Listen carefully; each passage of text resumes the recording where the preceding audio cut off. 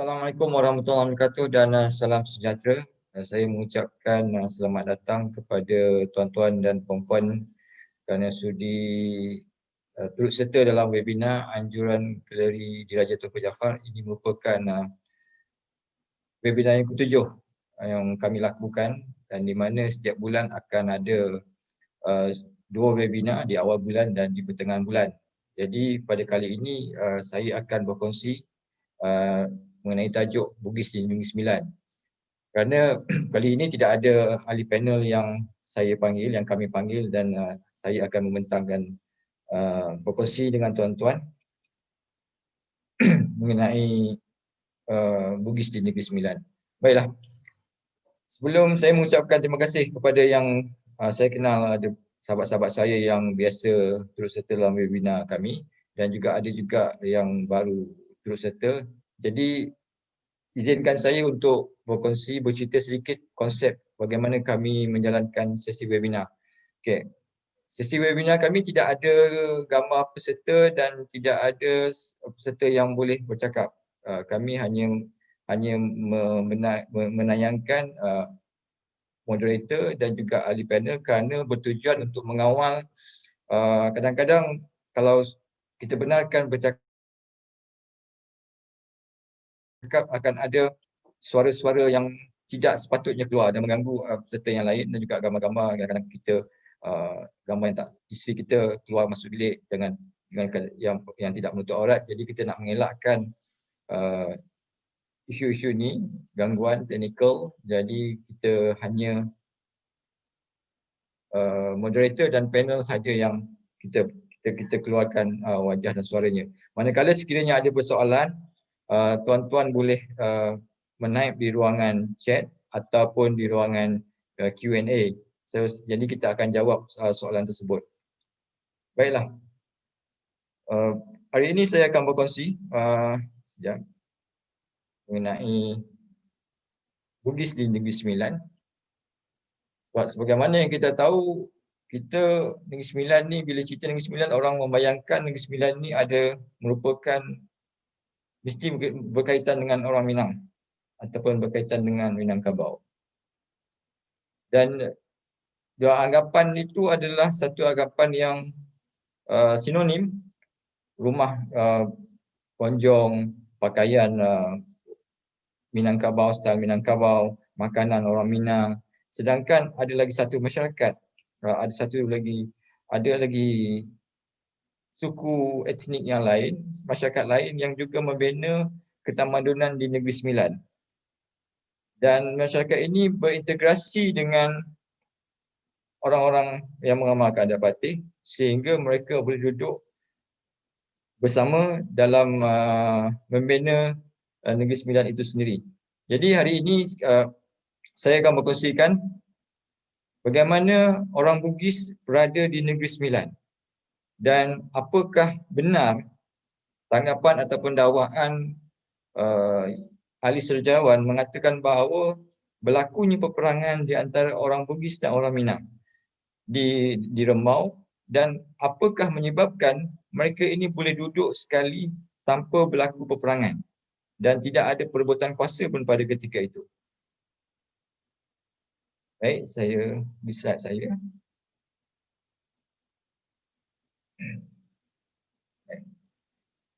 Jadi hari ini saya akan yang akan saya kongsikan adalah sejarah ringkas mengenai Negeri Sembilan, sejarah Negeri Sembilan, Bugis di Rembau, Bugis di Linggi,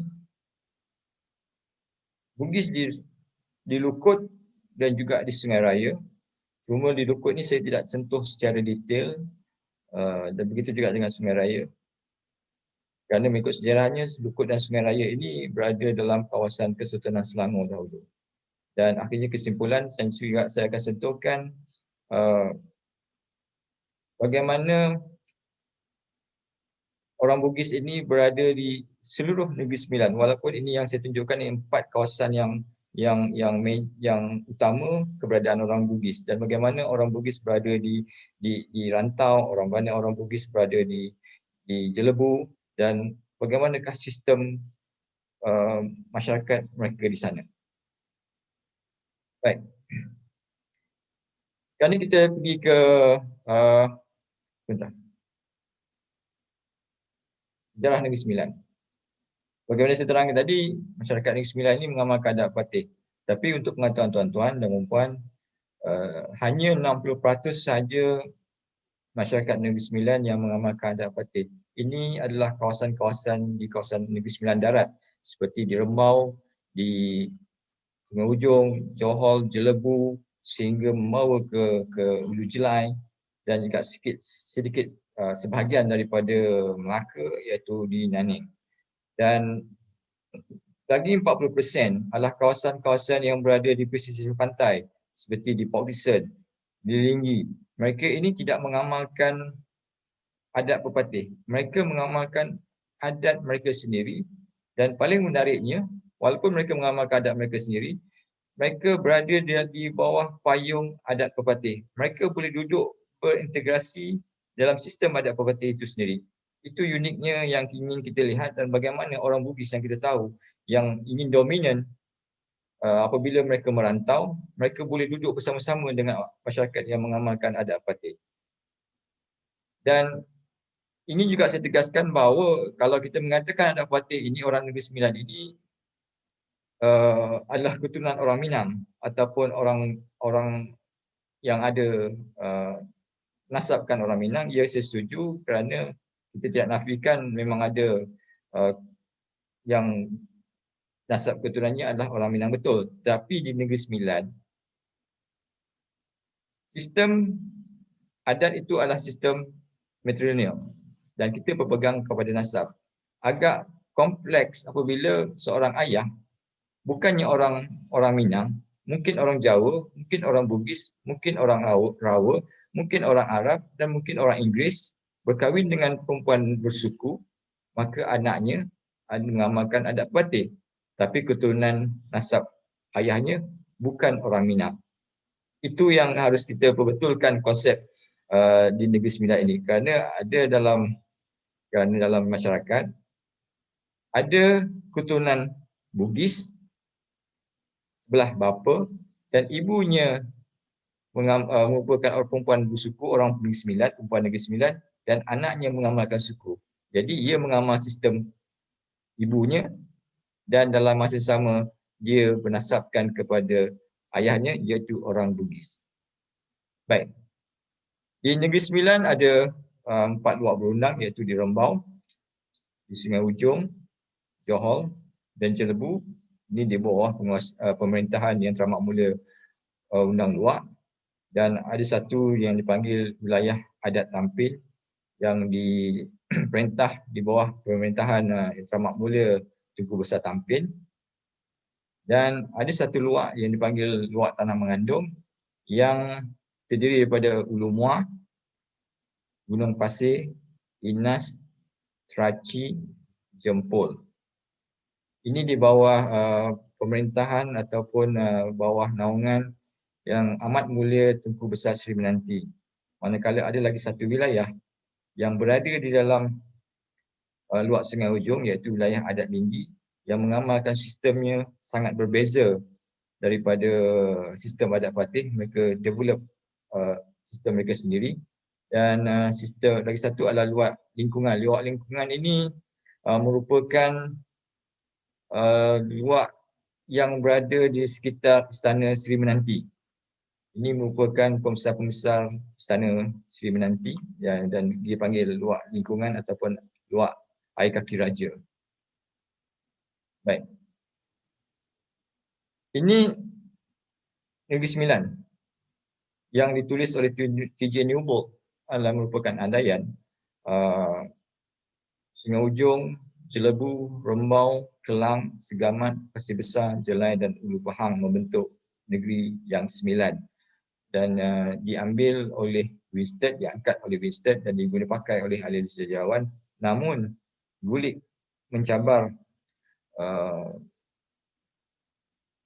kenyataan Winstead kerana Gulik mempunyai pendapat mereka sendiri dan saya tidak ingin membincangkan bagaimanakah wujud nama Negeri Sembilan itu berdasarkan pandangan Gulik. Dan ini Negeri Sembilan yang terkini, Sungai Ujong, Jelebu, Rembau, Johor, Ulu Muar, Inas, Jempol, Kerachi dan Gunung Pasir. Bugis di Rembau. Saya mulakan dengan Bugis di Rembau. Kalau tuan-tuan tengok di sebelah kanan saya ni, tuan-tuan, ada peta lama, peta Iridia 1602 yang menunjukkan keberadaan Rembau, Lukut, Linggi dan Sungai Penajih, Naning, Melaka, Jelai, Jempol, Batang Melaka, Semenanti dan beberapa kawasan yang berada di sekitarnya, dan kawasan di sebelah atas kawasan Rembau itu dipanggil Regime of Minangkabau, yang Iridia menggambarkan bahawa ini adalah kawasan masyarakat Minangkabau. Dan ini dia ada lagi satu peta yang hampir sama, cuma yang peta ini dia tidak menunjukkan the Regime of Minangkabau di sana. Dari satu peta itu saya tidak dapat cari. Ini peta yang saya ada. Rembau. Rembau ini merupakan salah satu luak yang tertua ataupun kerajaan tua yang terdapat di Negeri Sembilan. Kerana proses Rembau, pewujudan Rembau ini bukan bermula tahun 17, dia telah bermula daripada tahun ke-13, tahun yang ke-12, abad ke-13, abad 12 telah bermulanya Rembau ini. Cuma dia bukan satu kerajaan yang besar, dia hanya kerajaan kecil yang ada sistem pemerintahannya sendiri, dan dia ketika itu dia di bawah pemerintahan Sriwijaya, dan dia berevolusi dan mengikut perubahan zaman, iaitu dia berubah di bawah sistem di bawah Kesultanan Melaka dan akhirnya kepada Kesultanan Johor Lama.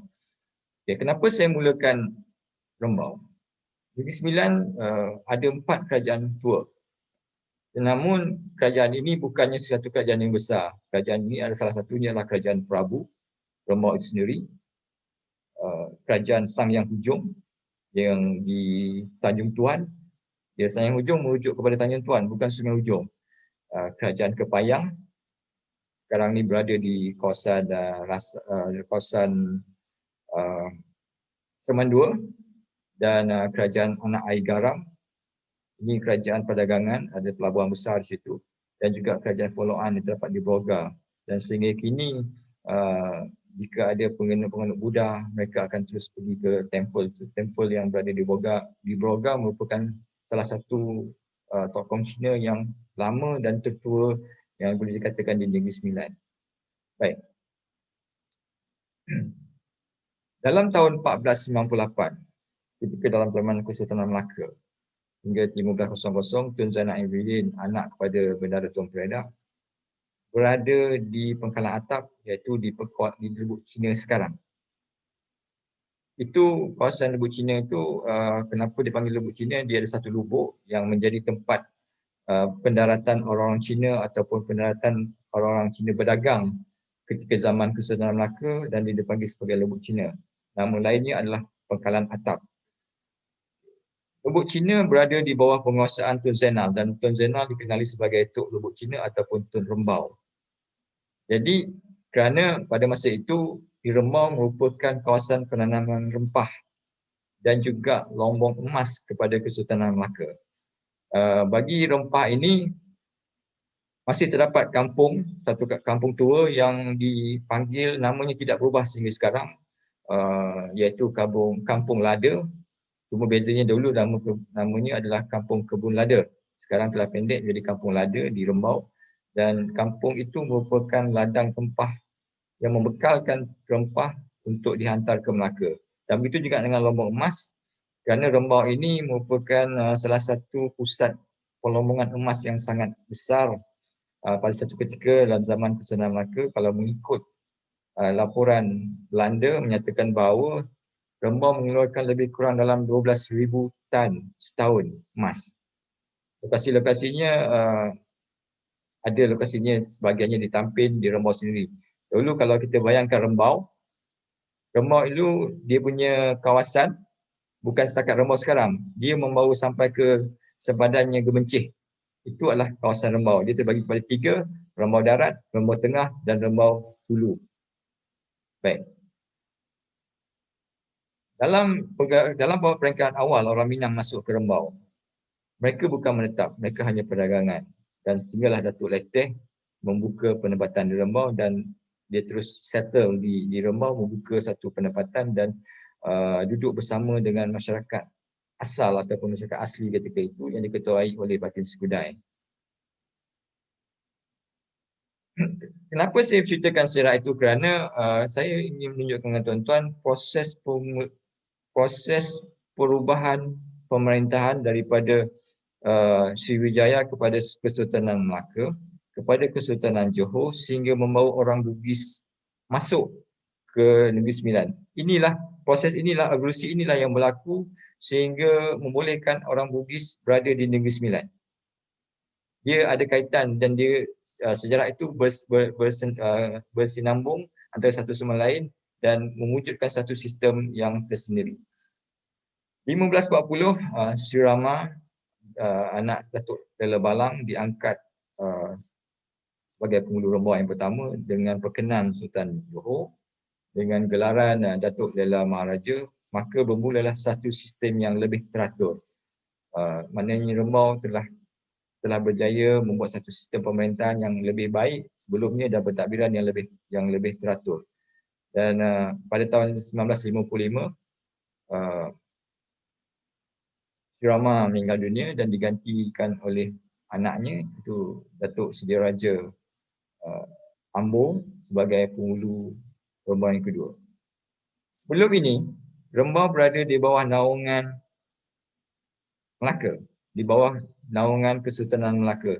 Taat setia Rembau berada di bawah Kesultanan Melaka. Apabila Melaka kalah 1511, Rembau telah mengikut ke mana larinya Sultan Melaka pada ketika itu dan akhirnya Taat setia Rembau berada di bawah Kesultanan Johor lama. Maka Rembau berada di bawah naungan Kesultanan Johor lama. Oleh kerana Rembau ini berada dalam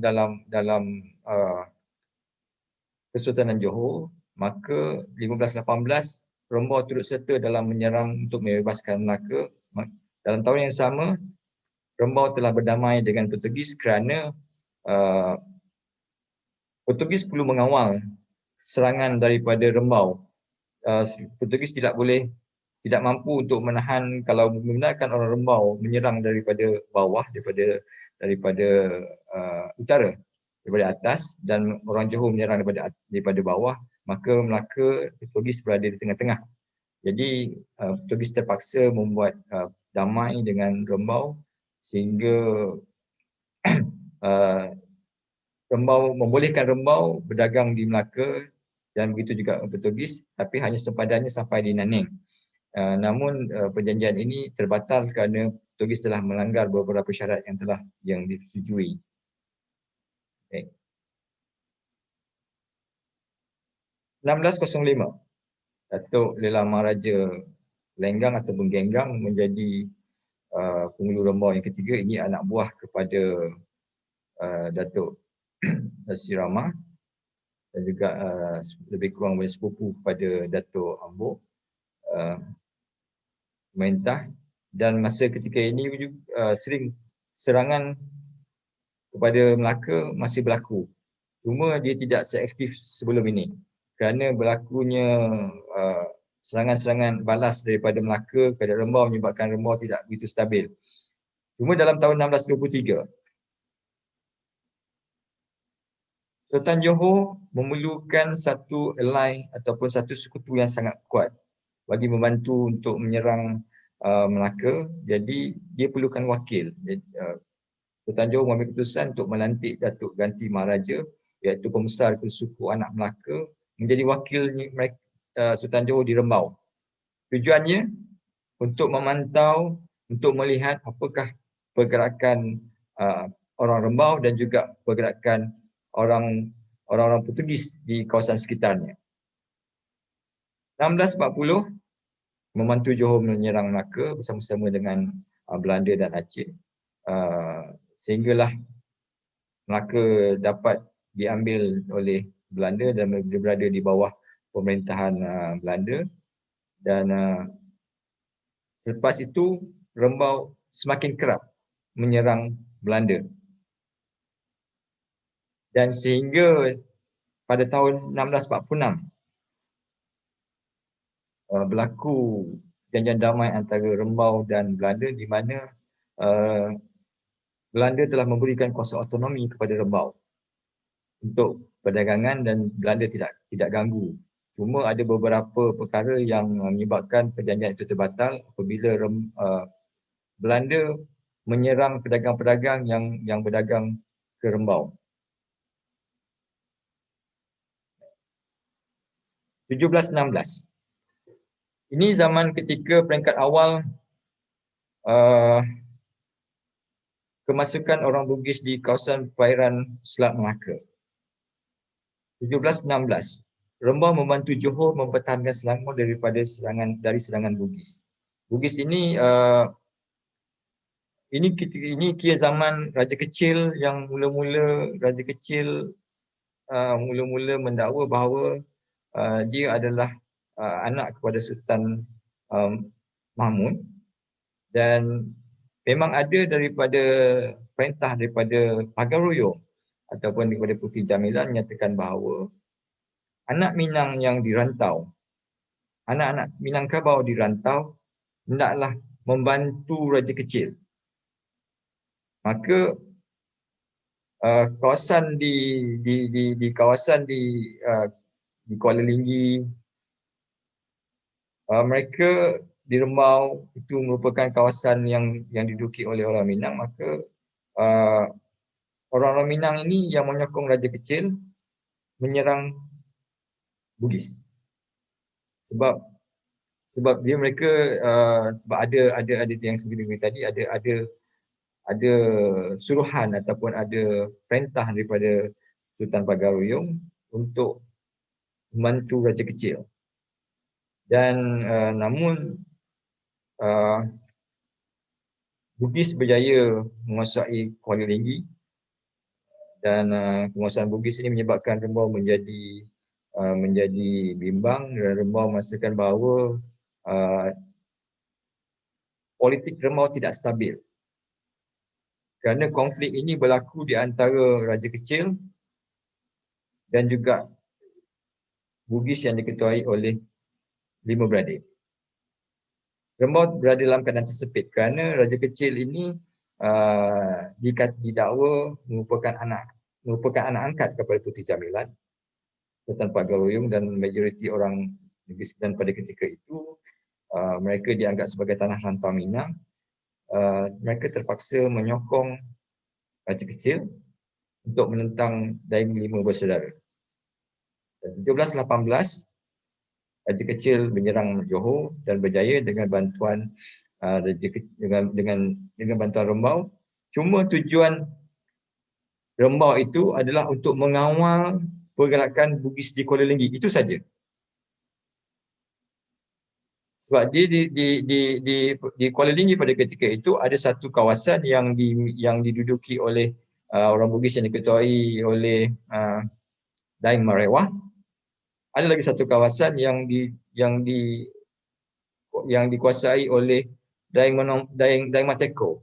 Jadi konflik di antara dua puak Bugis ini boleh menyebabkan Rembau berada dalam keadaan yang bila-bila masa boleh berperang. Jadi Rembau terpaksa menyokong Raja Kecil untuk mengawal supaya dua-dua pihak ini tidak membahayakan dari segi sistem politik ataupun masyarakat di Rembau pada ketika itu. Okey. 1719 Raja Kecil dipanggil balik ke Pagar Royong, tapi Raja Kecil menolak permintaan ini. 1721. Inilah yang menyatakan 1721 Daeng Marewah nak menyerang Rembau melalui Nanning. Inilah yang diambil oleh ahli sejarah, menyatakan bahawa berlakunya peperangan di antara Daeng 5 beradik dan orang Minang, orang Bugis dan orang Minang. Inilah punca yang menyebabkan dakwaan bahawa berlakunya peperangan antara orang Bugis dan orang Minang. sebenarnya peperangan ini tidak berlaku. Peperangan ini tidak berlaku kerana Raja Kecil telah menghantar surat kepada Melaka, kepada Belanda supaya menghalang laluan Naning bagi tidak membenarkan Dai Merewah masuk menyerang Rembau melalui Naning. Maknanya di jalan, sebab dahulu kalau nak pergi ke Rembau daripada Melaka, mereka terpaksa melalui Naning, terpaksa melalui Pengkalan. Jadi Belanda telah menutup jalan masuk ke Rembau melalui Naning. Maka peperangan itu tidak berlaku kerana Raja Kecil bertindak sebagai penaung Rembau. Dia beranggapan bahawa Rembau ini adalah sebahagian daripada, masih lagi sebahagian daripada Kesultanan Johor. Dalam masa yang sama, Rembau sebenarnya ditipu pada ketika itu. Sebab tujuan Raja Kecil bukanlah menghalang Dai Merewah menyerang ke Rembau. Dia ingin mengubah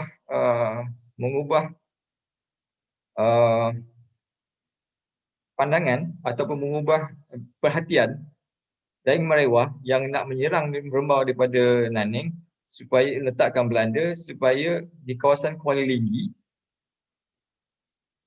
tidak ada dari segi pertahanannya lemah.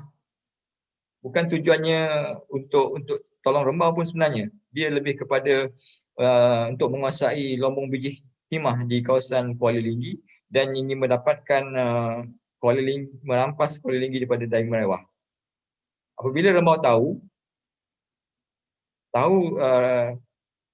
konspirasi yang dilakukan oleh Raja Kecil, Rembau tak bantu. Dalam serangan itu Raja Kecil kalah dengan peperangan di Kuala Linggi kerana Rembau memang tak bantu pun Raja Kecil. Baik, 1722 dia kalah dalam peperangan antara Johor dengan Bugis, dan masa ini jugalah Rembau menghantar wakil untuk mendapatkan anak raja dari Pagar Ruyung. Ini bertujuan untuk mengawal pergerakan Raja Kecil dan Bugis.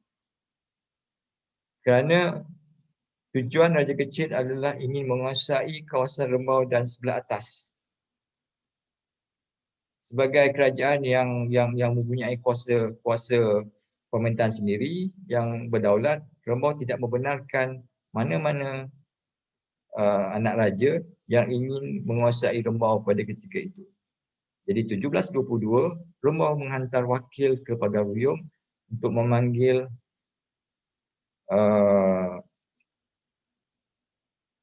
anak Raja Pagar Ruyung untuk dijadikan raja ataupun menjadi sebagai caretaker di kawasan Rembau dan sekitarnya. Dan dalam masa yang sama, Puteri Jamilan juga memanggil Raja Kecil untuk balik ke Pagar Ruyung kerana Puteri Jamilan mengatakan bahawa Raja Kecil telah cuba untuk mengacau kehidupan masyarakat Minangkabau di kawasan-kawasan yang berhampiran seperti di Rembau, di Sungai Ujong. Jadi menyebabkan situasi berlaku peperangan di antara Raja Kecil dan Dai Lima Bersaudara. Keadaan itu tidak stabil, maka Raja Kecil dipanggil, tapi Raja Kecil tolak dan dia duduk di kawasan Siak. Okay. 1725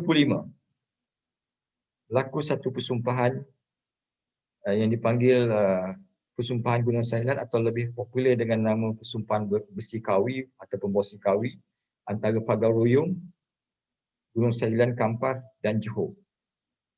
Mula-mula tadi sebelum persumpahan ini, Puteri Jamilan dan Sultan Pagar Ruyung menyatakan bahawa anak-anak Minang yang berada di rantau hendaklah menyokong Raja Kecil dan menyokong Raja Kecil. Tapi semasa persumpahan ini, mana-mana anak Minang yang berada di rantau haruslah taat setia bai'ah mereka kepada Sultan Johor. Manakala yang ketika itu yang telah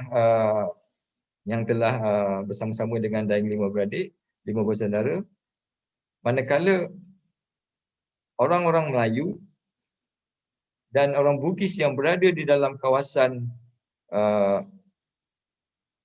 kawasan naungan Pagar Ruyung hendaklah memberi taat setia mereka kepada Sultan Pagar Ruyung. Maka mereka saling berkongsi, saling bertukar, di mana orang Minang yang berada di kawasan naungan Johor memberi taat setia kepada Sultan Johor, dan orang Melayu dan orang Bugis yang berada di bawah tanah naungan Pagar Ruyung memberi taat setia kepada Sultan Pagar Ruyung, kepada Pagar Ruyung. Kesempatan ini ada diceritakan dalam sejarah peringatan negeri Johor dan juga dicatat oleh Jane Rakat dalam bukunya yang bertajuk Kingdom of Words. Okay.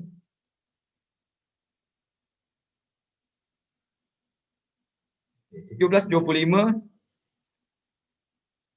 Raja Melewar datang ke Remau. 1725 datang ke Remau, dan sebagaimana kita tahu dalam buku sejarah menyebut 1773, tidak. Dari sumber Belanda dan termasuk sumber istana, Raja Melewar datang ke Remau 1725 selepas persumpahan Gunung Sahilat. Sebab itu dalam ada satu manuskrip yang saya baca menyebut bahawa Daeng Kemboja mengiringi Raja Melewar dari Johor ke Remau untuk mengelak diserang oleh tentera-tentera Raja Kecil. Ini membuktikan bahawa tidak ada berlaku peperangan di antara Raja Melewar dan Daeng Kemboja. Sebagaimana saya katakan tadi, sebenarnya itu adalah peperangan di antara orang Remau dan Daeng Marewah yang tidak jadi. Dalam tahun 1725, Raja Melewar datang ke Remau diiringi oleh Daeng Kemboja untuk menjaga keselamatannya sampai ke Remau. 1746, Raja Adil datang ke Remau dan menetap di Pedas. Raja Adil ni dikatakan, kalau mengikut cerita orang Remau, beliau ataupun cerita orang-orang sejarawan, mereka kata Raja Adil ni adalah anak Raja Bugis. Tidak. Raja Adil ni merupakan adik kepada Raja Melewar. Raja Melewar nama penuhnya adalah Sultan Mahmud Shah, manakala Raja Adil adalah Sultan Ahmad Shah. Ibni Raja Bayang, dan mereka ni adik-beradik. Cuma bezanya Raja Adil dibawa masuk ke Remau dipanggil oleh Sultan Johor sendiri. Dia lebih kurang sebagai wakil Sultan Johor untuk berada di Remau. Dan dia menetap di Pedas. Okay. Di sinilah bermulanya hubungan yang cukup rapat di antara orang Bugis dan orang Minang. Kerana hubungan ini yang dibawa oleh Raja Adil ini, dia membawa sehinggakan Raja Adil nanti dia akan membantu Raja Haji, membantu Daeng Kemboja untuk berperang di Melaka menentang Belanda. Malah kalau dalam Bergby menyebut bahawa Raja Adil ni dia kahwin 4 isteri. Isteri yang pertama orang Tampin, isteri kedua orang Cilebu, isteri ketiga orang Gemencih, isteri keempat adalah anak kepada bangsawan Bugis. Dan keluarganya masih ada hingga sekarang. Mereka menetap di Remau dan akhirnya berpindah ke Linggi. Ini memang ditulis oleh Bergby dan juga dalam beberapa manuskrip yang menceritakan peristiwa ini, dan termasuk salah silah yang ada dalam simpanan kami. 1756. Dan Kemboja berundur dari Kuala Linggi ke Rembau dan menetap di Rembau Hilir. Rembau Hilir ini di kawasan Pedas. Okay. Kerana krisis di antara orang Melayu dan Bugis menyebabkan Dain Kemboja tak mahu untuk mengawal situasi dan tidak mahu keadaan jadi lebih teruk dan turun ke Rembau dan menetap di Rembau di bawah jagaan penghulu Rembau. Dan dalam masa inilah Dain Kemboja membuat persetiaan dengan Rembau yang mana masyarakat Bugis yang ada datang bersama dengan Dain Kemboja tidak diganggu dan mereka bebas untuk mengamalkan sistem mereka, dan begitu juga orang Bugis yang datang ke Rembau tidak mengganggu masyarakat dan tidak mengacau keadaan atau mengacau satu tempat itu. Mereka duduk bersama-sama. Bezanya penghulu Rembau duduk di Penajih, manakala Dain Kemboja duduk di Pedas bersama-sama dengan Raja Adil. Dalam 1756 juga Raja Adil membantu Dain Kemboja menyerang Melaka dan berjaya menawan Tekera dan Kelebang. Selepas ini 1758 ada satu perjanjian di antara Rembau yang diwakili oleh Raja Adil, Dain Kemboja dan Belanda, Gejatan Senjata. Okay. 1761 Dain Kemboja balik ke Riau.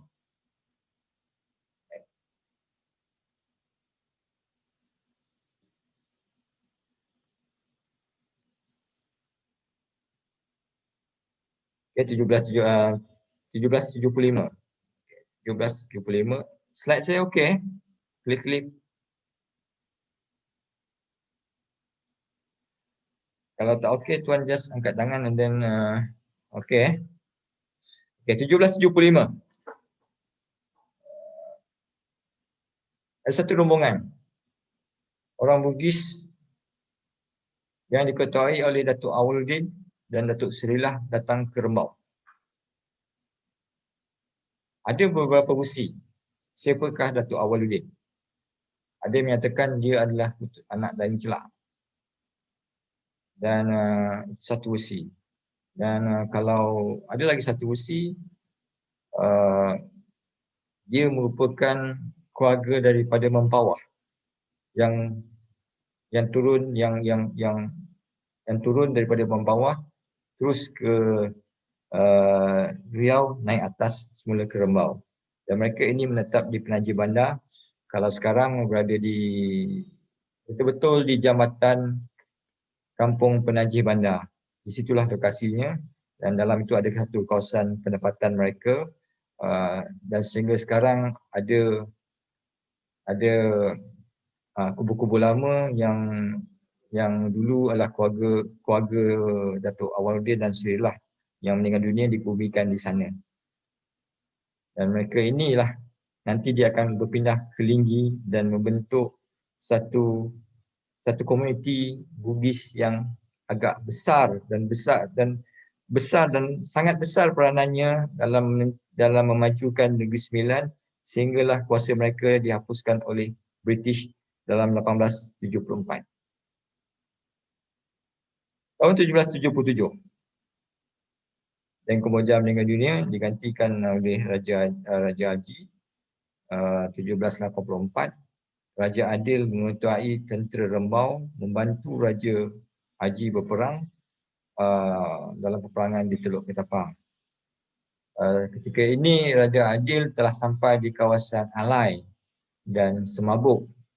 Ketika sampai di kawasan itulah mereka telah berjaya menewaskan tentera Belanda. Dalam perjalanan nak ke Teluk Ketapang ataupun Teluk Mas, mereka mendapat berita bahawa Raja Haji telah syahid, gugur. Maka Raja Adil buat keputusan membawa pulang balik semula tentera Rembau, tidak meneruskan perjalanan kerana tidak tentera Bugis di bawah pemerintahan Raja Haji telah kalah pada ketika itu.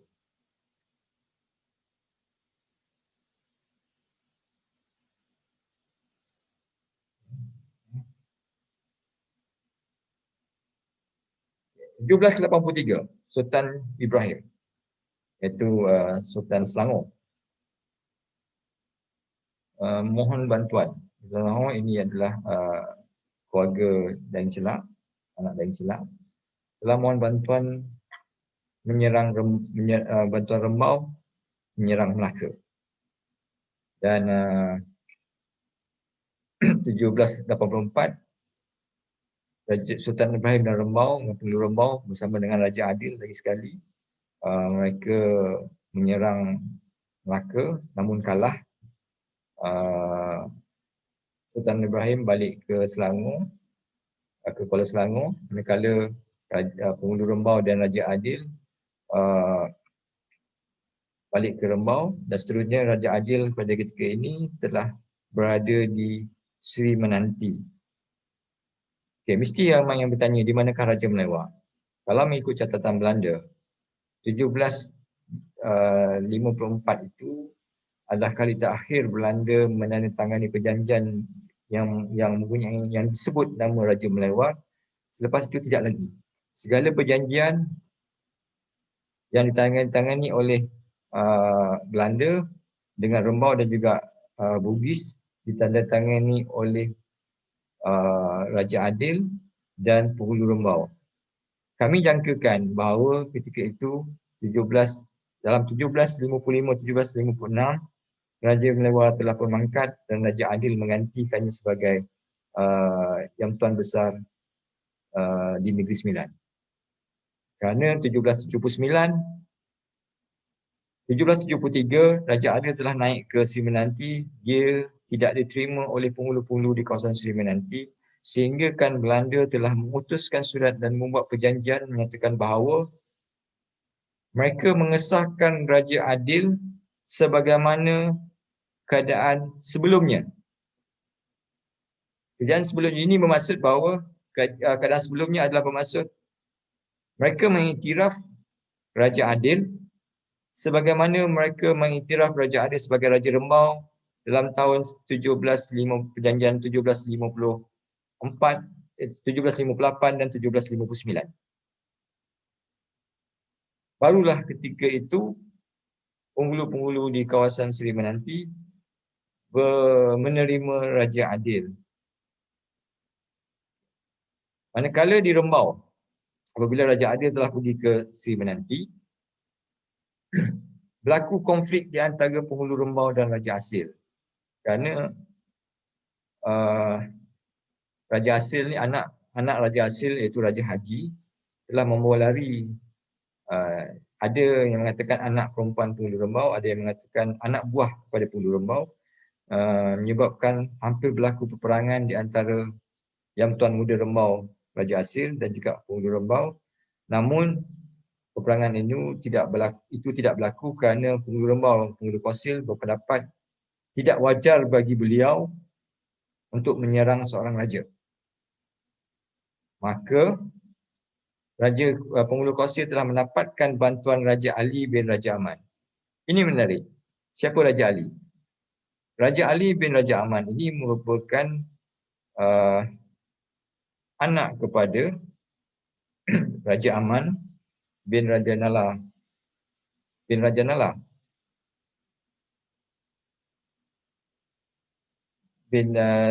dari Selangor. Dan Raja Ali ini merupakan cicit kepada Sultan Selangor. Berkahwin dengan anak Raja Adil yang bernama Tengku Putih. Raja Aman bercerai dengan Raja Tengku Putih, berkahwin. Tengku Putih bercerai dengan Raja Aman dan berkahwin dengan Yang Tuan Hitam, Raja Hitam ataupun Yang Tuan Besar Negeri Sembilan yang kedua. Maknanya Raja Ali, bapanya adalah orang Bugis, kerabat di Raja Selangor. Ibunya keluarga kerabat Raja Negeri Sembilan. Dan bapa tirinya adalah Yang Tuan Besar Negeri Sembilan, iaitu Raja Hitam. Maka 1795 Raja Ali telah merampas kuasa Raja Asil dan membuat dakwah dan mengiktiraf dirinya sendiri sebagai Yang Tuan Muda Rembau selepas Yang Tuan Muda Rembau yang sebelumnya iaitu Raja Asil.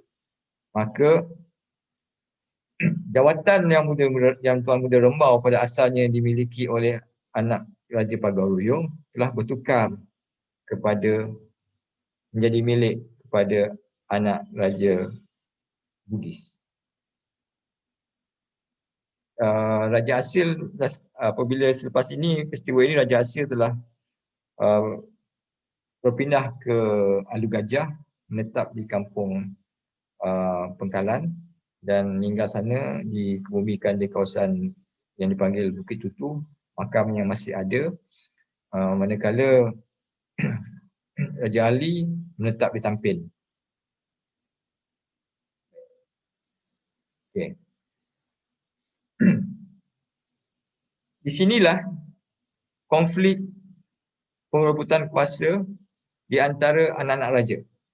Kerana telah berlaku perkahwinan di antara anak Raja Bugis dengan anak Raja Minangkabau di Negeri Sembilan. Dan mereka saling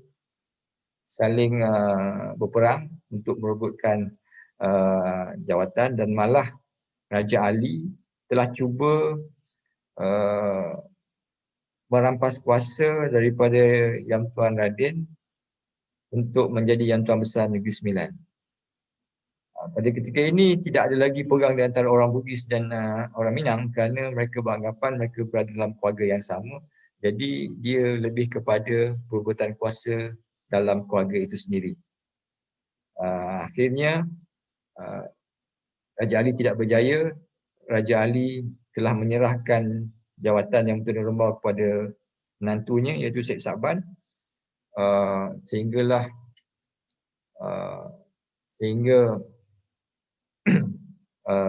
Tampin diserahkan kepada Syed Saban dan Raja Ali Syed Saban telah berundur ke Melaka.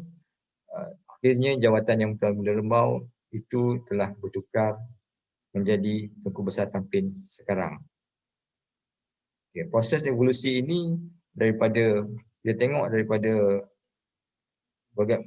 bagaimana orang Minang tadi menerima orang Bugis dan akhirnya mereka berada dalam satu keluarga dan berlaku perebutan kuasa sesama mereka.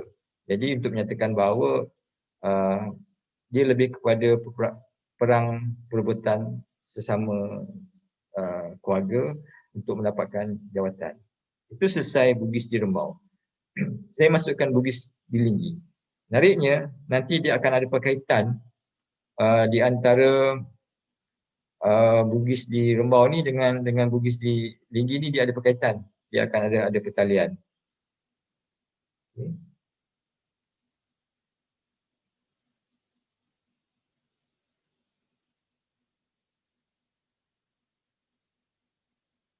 Kalau ada soalan, tuan-tuan boleh type di ruangan Q&A ataupun di ruangan chat. Jadi nanti saya akan cuba jawab di penghujung sesi. Okay. Saya sentuh Bugis di Linggi. Dahulu Linggi ini merupakan sebahagian daripada luar Rembau. Kalau kita tengok tadi dalam peta Iridia tu, dia tidak jauh dari Rembau. Dan namun apabila berlaku peperangan dan juga perebutan kuasa, Linggi telah menjadi sebahagian daripada luar Sungai Ujong. Ada proses bagaimana ia berlaku bila paling ketara adalah selepas perjanjian 1874. Baik, saya ceritakan siapakah penduduk awal Linggi. Dia ada dua penduduk. Yang pertama, orang Minang yang menetap di Pekalan Kundang. Pekalan Kundang ini adalah Pekan Linggi sekarang. Ini tercatat dalam manuskrip Linggi. Mereka menyebut bahawa ada terdapat satu keluarga ataupun satu penempatan orang Minangkabau yang menetap di Pekalan Kundang yang diketuai oleh Tok Subuh. Maknanya masyarakat Minang yang duduk di Penggalan Kundang itu ketuanya adalah Tok Subuh. Namun selepas kemasukan keluarga Datuk Awal dan Datuk Sri, Datuk Subuh ni telah keluar daripada Penggalan Kundang. Kita tak tahu ke mana mereka pergi, dan manakala orang Tumuan ataupun orang asli, mereka menetap di Pangkalan Dian. Kalau Pangkalan Dian ni Pangkalan Durian. Orang dalam Negeri Sembilan panggil Pangkalan Durian, tapi sebenarnya nama asalnya adalah Pangkalan Dian. Kawasan itu merupakan kawasan pelabuhan yang besar dan penuh dengan cahaya, lampu, Dian, Jamong, jadi mereka panggil Pangkalan Dian. Tapi oleh kerana kita beranggapan Dian ini adalah perkataan singkatan daripada durian, jadi tidak sebenarnya. Nama asalnya adalah Pangkalan Dian dan dia kekal sebagai Pangkalan Dian, bukan Pangkalan Durian. Menariknya, masyarakat Linggi, orang Linggi, maknanya dia sekarang selepas kemasukan anak cucu Datuk Sri dan Datuk Awaldin ke Linggi, mereka mengamalkan adat sendiri. Adat mereka dikenali sebagai adat mufakat dan kebulatan. Ataupun lebih drastiknya mereka mengenalkan adat mereka untuk adat Linggi, adat bermara-rela berlandaskan hukum syarak. Kerana adat mereka ini tidak sama dengan adat Batik, dan mereka juga tidak mengamalkan adat yang diamal oleh orang Bugis. Mereka buang sepenuh kedua-duanya. Mereka bina sistem adat mereka sendiri yang baru berlandaskan hukum syarak. Maknanya keputusan yang dibuat oleh masyarakat Bugis yang diketuai oleh Tok Muda Linggi pada ketika itu tidak boleh dicabar oleh mana-mana pihak. Dia ada perbilangannya, kalau makan di Linggi, habiskan di Linggi. Kalau melibas, biar putus. Kalau menikam, biar tembus. Segala hukuman yang dijalankan di Linggi pada masa itu hendaklah berhukumkan berlandaskan hukum syarak dan dia berasaskan kepada muafakat dan kebulatan. Dia tidak ada sistem tidak ada patih orang perempuan. Dia tidak mengikut juga sistem orang Bugis yang lebih kepada anak lelaki. Mereka kekal dengan mereka buang kedua-duanya. Mereka buat satu adat yang baru untuk mentadbir Linggi pada masa itu. Dan mereka sekarang ni, kalau Linggi dikenali, pembesarnya dikenali sebagai Datuk Muda Linggi. Dia ada proses mengapa namanya bertukar daripada Penghulu ke Datuk Muda Linggi. Jadi saya ada ceritakan dalam tahun 1773.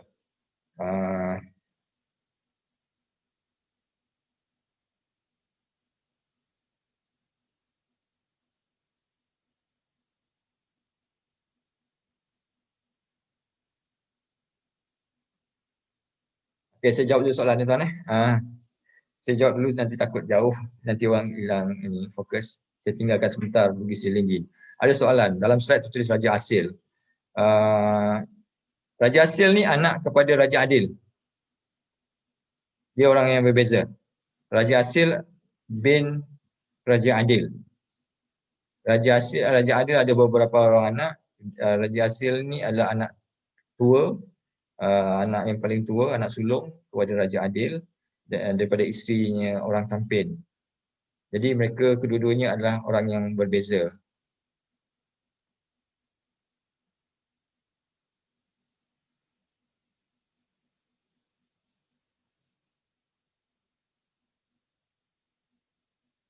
Okey.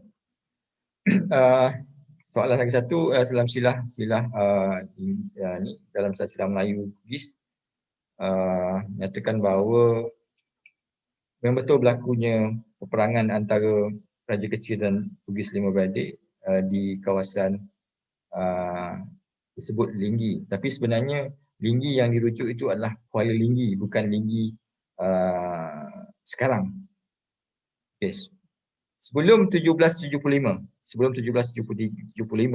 ambil 1775, apabila kita merujuk Linggi, menyebut Linggi dalam kebanyakan buku sejarah itu merujuk kepada Kuala Linggi. Selepas itu, lepas 1775, bila buku menulis Linggi, dia merujuk kepada Linggi sekarang. Dan saya tak pasti bilakah nama Kuala Linggi itu bertukar, Kuala itu bertukar menjadi nama Kuala Linggi. Kerana nama asal Linggi, Kuala Linggi itulah Kuala Penajuh. Sungai itu dikenali sebagai Sungai Penajuh. Kalau dalam petik Ridiari, sungai yang dipanggil Sungai Penajim ataupun Sungai Penajih. Kualanya di Kuala Linggi, ulunya berada di Rembau. Ulunya berada di Kampung Sepuri sekarang, ada nama satu kampung yang dipanggil Ulu Penajuh. Kalau tuan-tuan susul sungai Linggi itu, bermula daripada Kuala Linggi sehingga masuk ke Sungai Rembau, terus sampai ke Pedas dan akhirnya sampai di kaki bukit Ulu Seperi. Kalau tadi tuan-tuan ingat nampak satu peta yang saya tunjukkan sebelah kanan, itulah kawasan itulah sungai itulah yang kita katakan Sungai Penajuh daripada Kuala Linggi. Jadi apabila kita berceritakan sebelum 1775, Linggi itu merujuk kepada Kuala Linggi. Sebab kalau dalam buku baru selepas 1775 tu dia akan clear. Satu Kuala Linggi, satu Linggi. Cuma saya tak dapat lagi bilakah nama itu bertukar menjadi Kuala Linggi, sebab kebanyakan buku dia dah tulis sebelum itu. Okay. Selepas 18 lebih. Right. Saya terus yang ini. Okay, 1773. Sekumpulan orang Bugis yang diketuai oleh Datuk Awaludin dan Sri Lah datang ke Rembau. Bagaimana saya nyatakan tadi,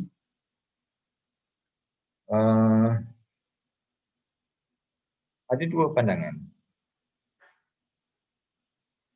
Satu manuskrip yang ditulis oleh Imam Hambak menyebut Datuk Awaludin dan Datuk Sri Lah ini adalah anak kepada Daeng Chelak.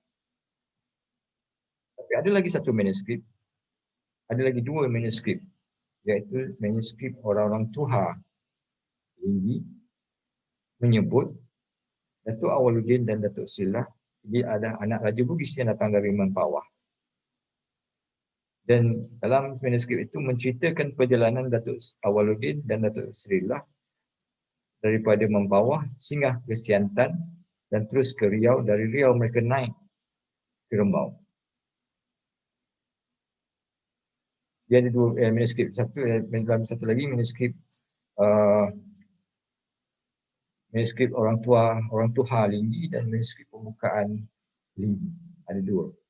Cuma kebanyakan sekarang gaji ataupun kebanyakan penyelidik ataupun masyarakat merujuk kepada manuskrip Imam Hambak, dan sebenarnya ada manuskrip yang lebih awal daripada manuskrip Imam Hambak. Jadi kedua-duanya saya tak tolak, mereka mempunyai alasan mereka sendiri. Istilah yang digunakan adalah anak. Jadi dia berpunca daripada kita, bagaimana kita memahami maksud anak itu. Itu saja bezanya. Jadi kalau orang tanya saya menerima kedua-dua kenyataan itu. Cuma saya lebih berat menggunakan pendapat yang ditulis, pendapat yang ada dalam manuskrip orang Tuha Linggi. Yang tu memang ada, dan sebenarnya manuskrip Linggi ini telah hilang lama, yang diperturunkan semula, yang disalin semula oleh Imam Hambak berdasarkan cerita daripada keluarga daripada satu generasi ke satu generasi. Okay. Baik, mereka ini menetap di Penajih Bandar. Jadi Penajih Bandar ni merupakan satu kawasan yang besar, tuan-tuan. Dia ada sistem mereka sendiri, dan malah Maharaja Abu Bakar Sultan Johor ada istana di kawasan itu, di kawasan Bukit Ketuan. Dan kawasan itu adalah kawasan pentadbiran penghulu Rembau di Penajih Bandar. Dan paling menarik, keluarga Datuk Awaludin dan Datuk Sri Lah, kakaknya, sama dengan pengikutnya, di bawah jagaan Datuk Lela Maharaja Yulinsuk, di bawah penjagaan penghulu Rembau. Jadi kalau orang kata Rembau tak jaga orang Bugis, Ini Datuk Awaluddin ni merupakan guru kesayangan Datuk Lulin Soh, Penghulu Lulin Soh. Kerana Datuk Awal guru agama kepada Penghulu Lulin Soh dan keluarganya. Sehingga kan 1776 dan Kemboja cuba menyemput dan tak nak bawa balik dari Datuk Awal ni, Datuk Sri ni pulang ke Riau. Penghulu Lulin Soh tak benarkan.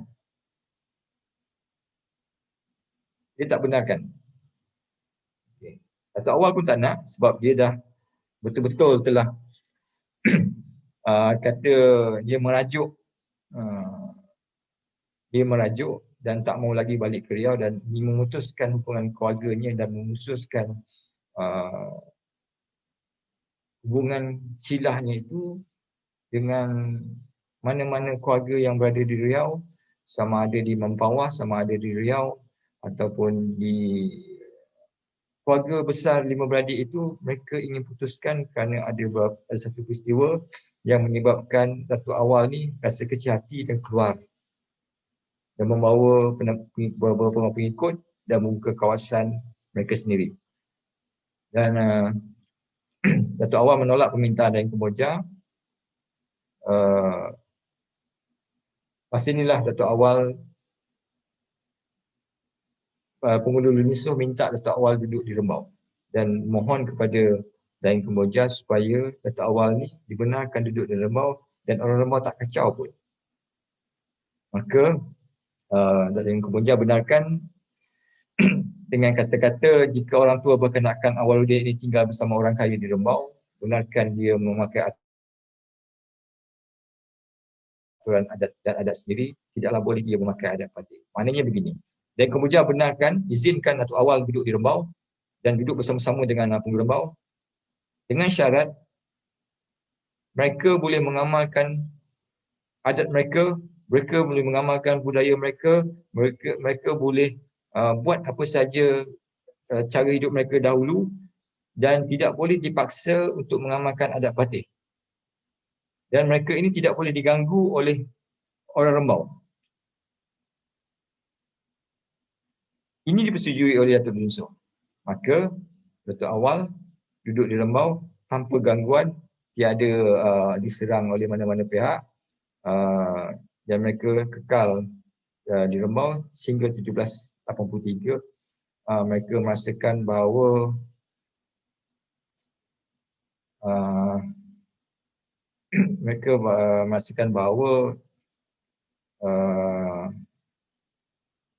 mereka perlu keluar. Jiwa mereka rasa terkongkong. Dan mereka perlu cari satu tempat baru lah. Nasib mereka nak kawasan baru. Okay, dan mereka menelusuri Sungai Penajih ke satu kawasan yang dipanggil Linggi sekarang. Tapi tak lama. Sebab sawah padi yang diusahakan oleh Datuk Awal dan pengikutnya musnah disebabkan oleh banjir, kerana Linggi itu kalau sehingga sekarang tuan-tuan, ia merupakan satu kawasan yang rendah dan sungai berada di atas, sungai lebih tinggi daripada daratan, menyebabkan bila sekali hujan lebat ataupun hujan lebat di kawasan atas, Pekan Linggi itu akan banjir dan berlaku hingga sekarang. Maka Datuk Awal balik semula ke Penajih dan masa inilah Datuk Sri Lah membawa dirinya bersama dengan beberapa orang ahli keluarga pengikutnya duduk di Pengkalan Balak. Kerana Pengkalan Balak itu merupakan salah satu kampung yang pertama sekali disinggah oleh Datuk Awal dan Sri Lah membuka kawasan itu sebelum mereka turun ke Rembau. Okay. Dalam masa yang sama, sejarah Bugis di Linggi ada kaitan dengan sejarah Bugis di Rembau. Sebab dia akan berlaku saling kait antara satu sama lain. Berlaku krisis di antara keluarga Bugis Riau dan keluarga Bugis Selangor. Keluarga Bugis Riau ini adalah keluarga Datuk Awal. keluarga Bugis Selangor ni adalah keluarga Raja Ali. Di mana Raja Ali telah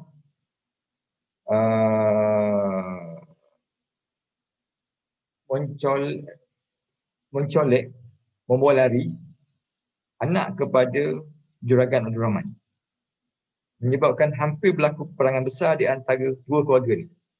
Keluarga Bugis Riau dan keluarga Bugis Selangor hampir berlaku peperangan sesama mereka kerana peristiwa pencolekan Raja Ali terhadap anak Juragan Abdul Rahman.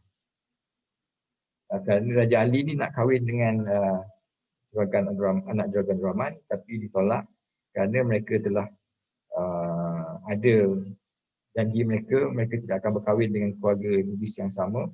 Jadi maka suasana pada ketika itu sangat tegang. Hampir berlaku peperangan di antara dua keluarga besar Bugis.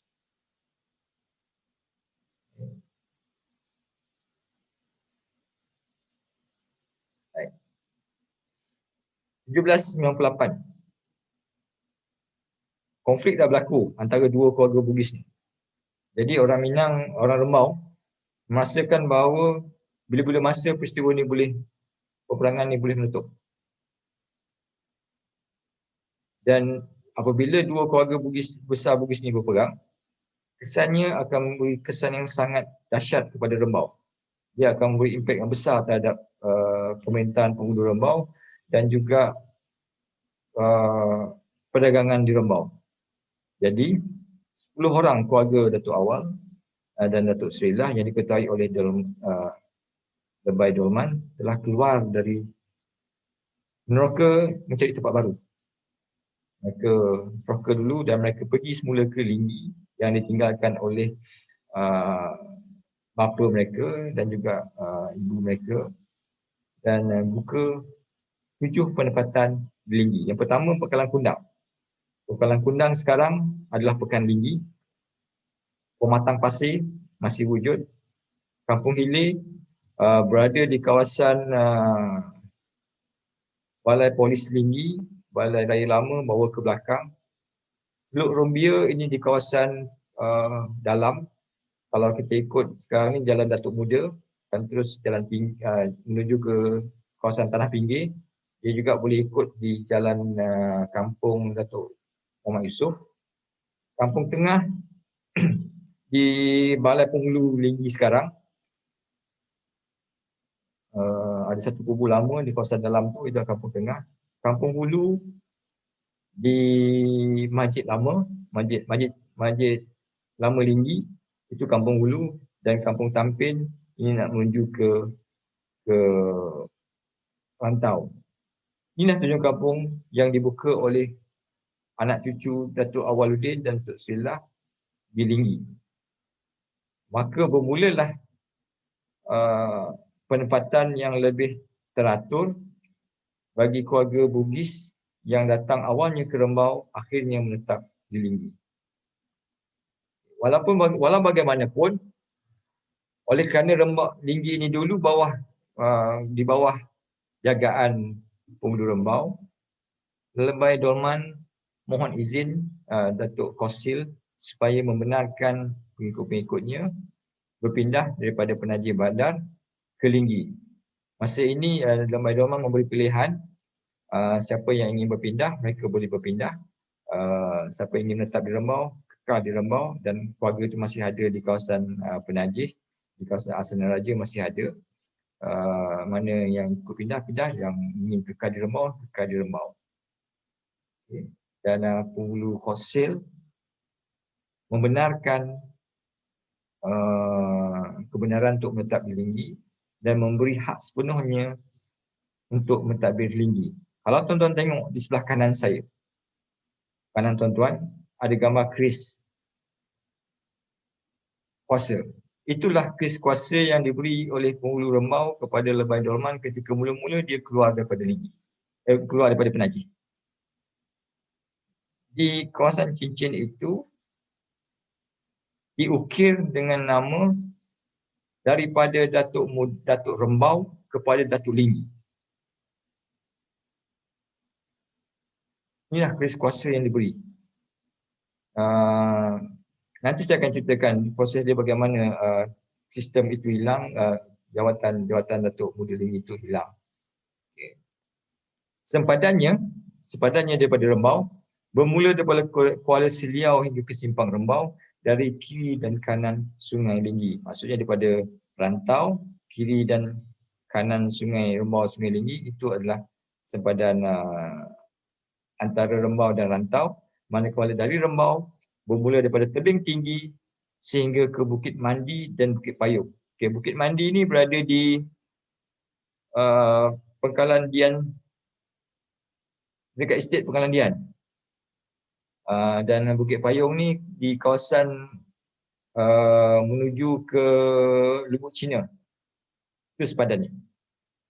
Mana penguasaan kalau daripada Rembau, itulah sepadan Rembau dan Linggi. Okay. Lebay Dolman telah lantik menjadi penghulu Linggi yang pertama. Tapi tak lama tuan 4 tahun je. Dan diserahkan jawatannya kepada bapa saudaranya Juragan Rahman sebagai penghulu yang kedua. Juragan Rahman ni tuan-tuan, dia adalah seorang pedagang. Dia ada kapal dan dia ada perniagaan dia sendiri. Dia membawa biji timah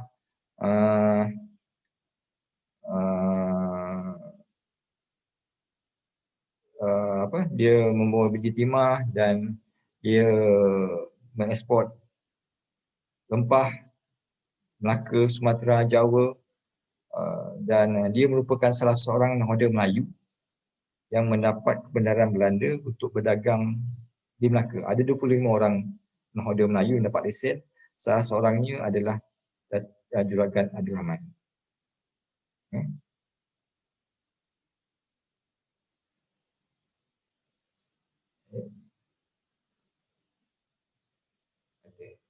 Oleh kerana Juragan Abdul Rahman ni seorang pedagang, dia memikirkan bagaimana untuk meneroka kawasan yang lebih atas menuju ke Sungai Ujong, kerana pada ketika itu sungai di sepanjang bermula daripada Kuala Linggi hingga ke Rasah. Sungai itu dalam tapi agak semak dan dipenuhi oleh hutan, dan kawasan ini tidak boleh dilalui oleh kapal besar. Jadi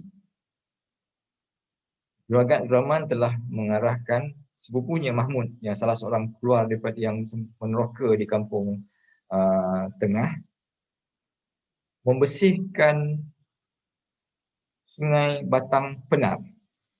Ini Sungai Batang Penar ni adalah sungai nama lama kepada Sungai Linggi. Nama asalnya adalah Sungai Batang Penar. Bukan benar Sekarang kalau kita tengok di tepi-tepi sungai itu, GPS tulis Sungai Batang Benar. Tak, nama asalnya adalah Sungai Batang Penar. Sejenis pokok renek yang ada di kiri kanan sepanjang sungai Batang Penar. Bermula daripada Pangkalan Kundang sehingga ke Rasah.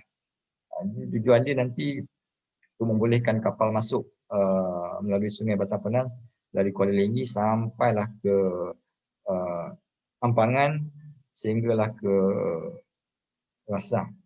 Dan Juragan Rahman telah membuka beberapa pusat perdagangan, satunya di Pangkalan Kundang, Pangkalan Dian.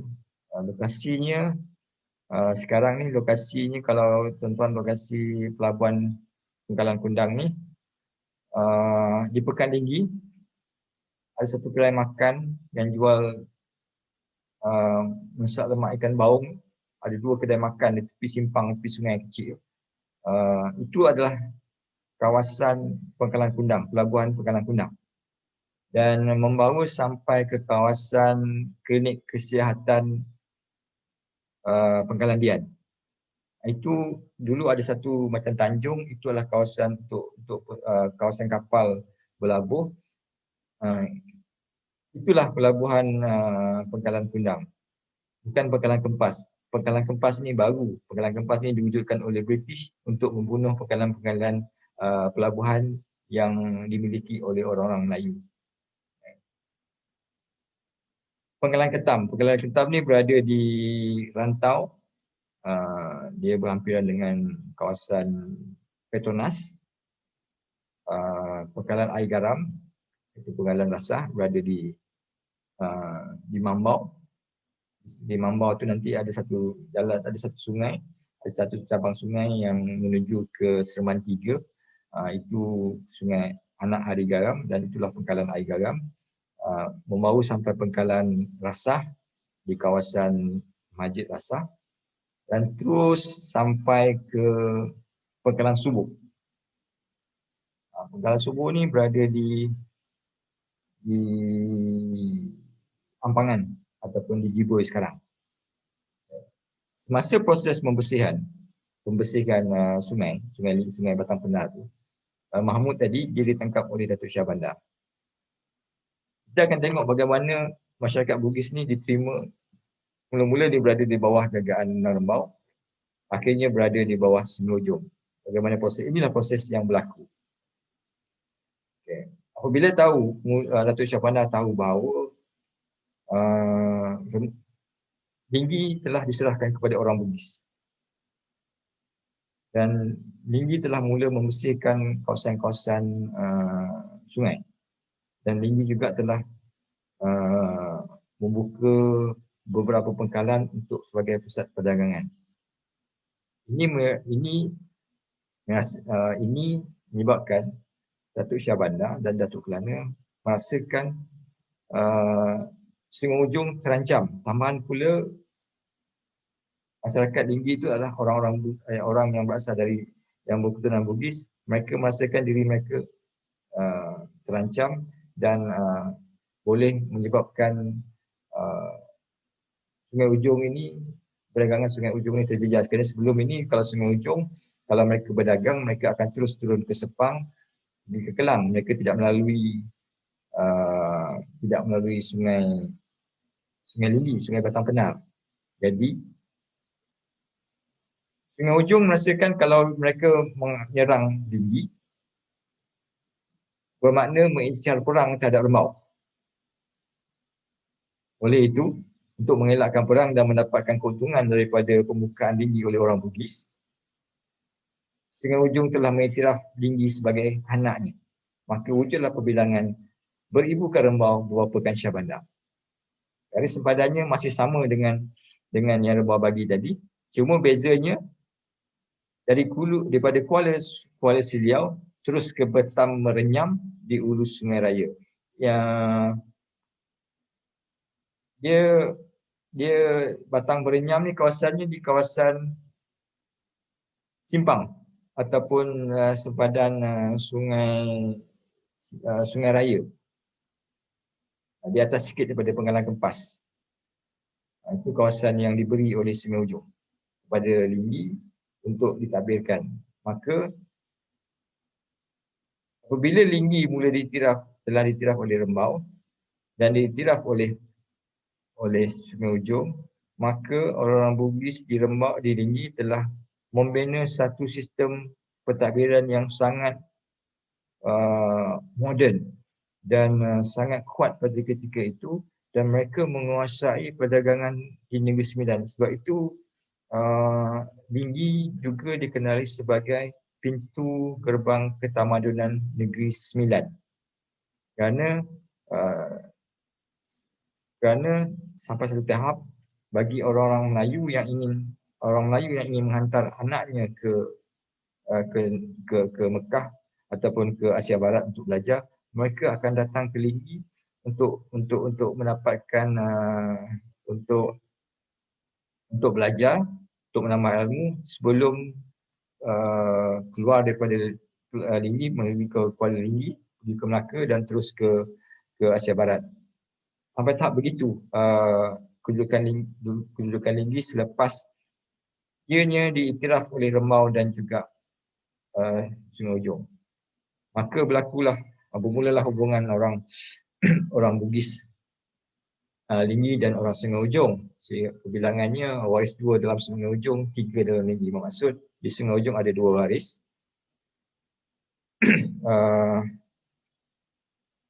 Sungai Ujong ada 2 waris, Shah Bandar dan Kelana.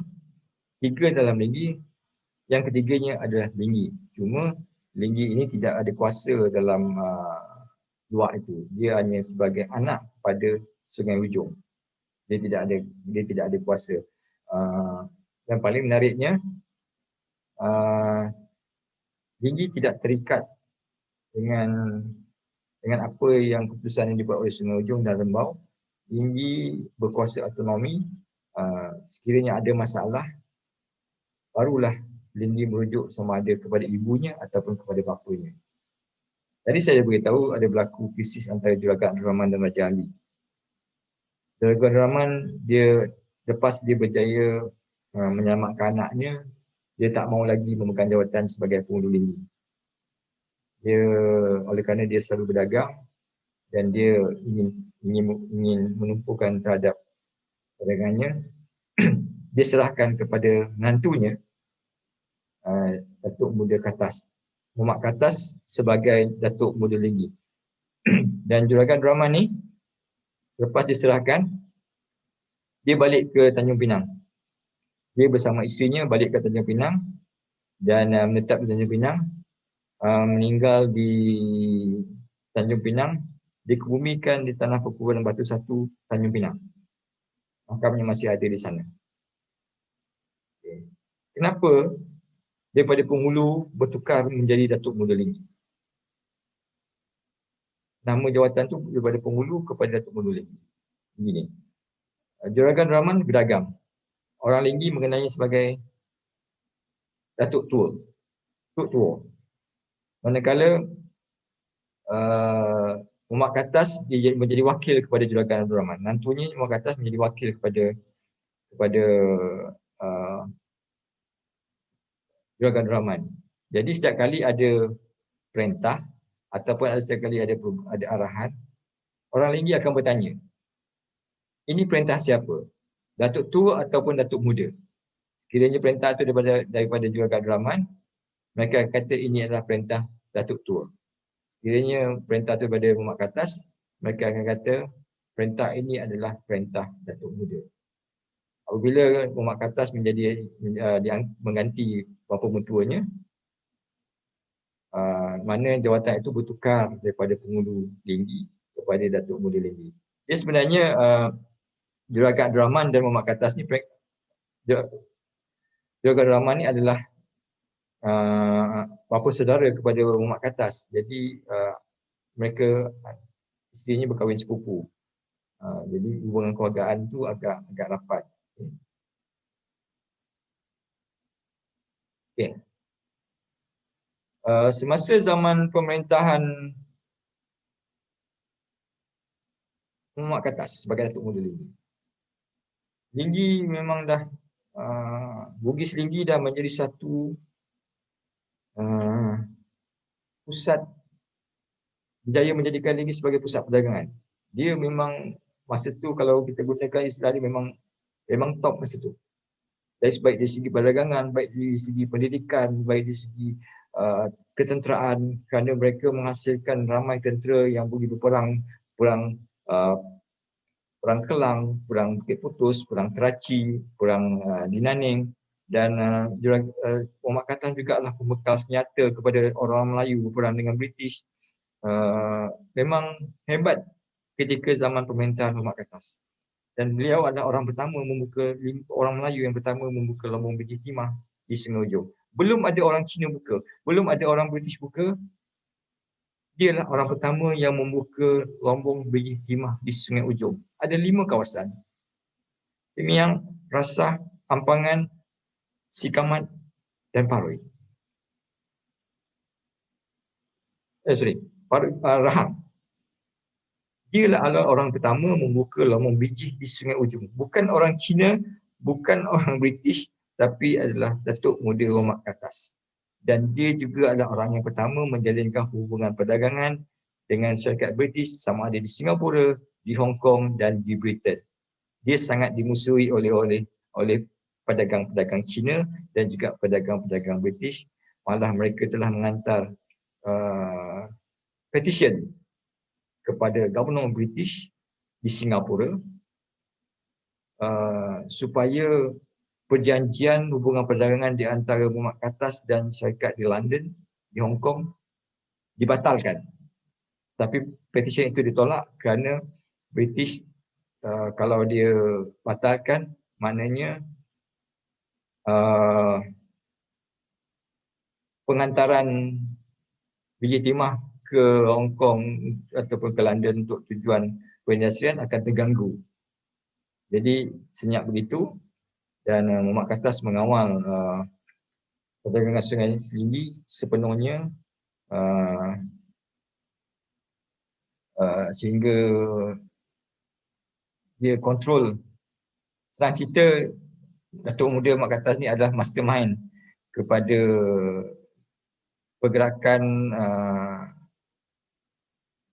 undang keluarga raja di Sri Menanti, di Rembau, di Sungai Ujong, kerana mereka ini punya hubungan kekeluargaan yang sangat rapat. Dan Datuk Muda Qattas ni adalah mastermind perang yang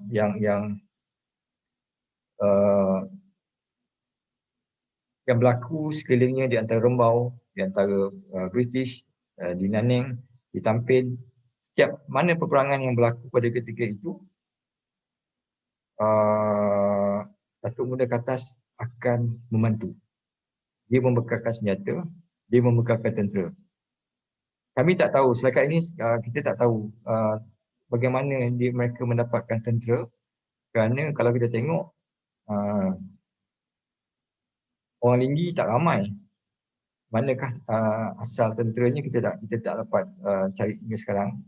Dan maklumat itu tidak diperolehi. Yang kita jumpa, dia adalah salah seorang pembekal senjata ketika perang di Nanning. Dia supply meriam, dia supply pistol, dia supply senjata-senjata yang lain, peluru. Dia adalah mastermind, dan dia jugalah yang memberi duit allowance kepada penghulu-penghulu di Rembau, di Sungai Ujong, pembesar-pembesar, dan juga kepada yang tuan besar pada ketika itu, sebagai token hadiah beliau yang mereka dapat, yang didapat sepanjang mengawal perdagangan, ketika mengawal perdagangan di sepanjang Sungai Lindi.